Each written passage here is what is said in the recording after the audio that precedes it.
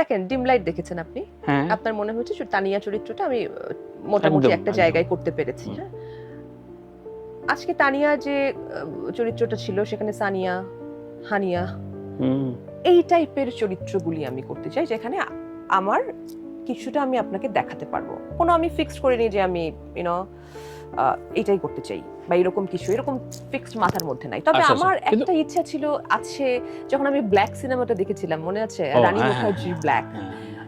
এটা আমি কোনোদিন আমি চিন্তা করতে পারি না আমি এটা করতে পারবো, বাট আমার খুব ইচ্ছা এই চরিত্রটা করা। এই ধরনের চরিত্র তো একটু মানে অবশ্যই অফ ট্র্যাকের Off চরিত্র track এর, যদি বলি, যদিও অফ ট্র্যাক বলে একটু পাশ কাটিয়ে দেওয়া হয় আমাদের।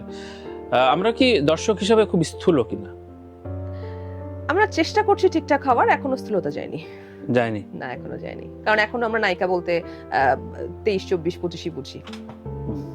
হ্যাঁ। একটা 50 বছরের নায়িকা যে হতে পারে, শেফালি শাহ, হ্যাঁ। ডেইলি ক্রাইম, যেটা আমরা নেটফ্লিক্সে দেখছি, right. শি ইজ দ্য, তিনটা সিজন পর পর ক্যারি করলো। হ্যাঁ, সে নায়িকা ওখানে।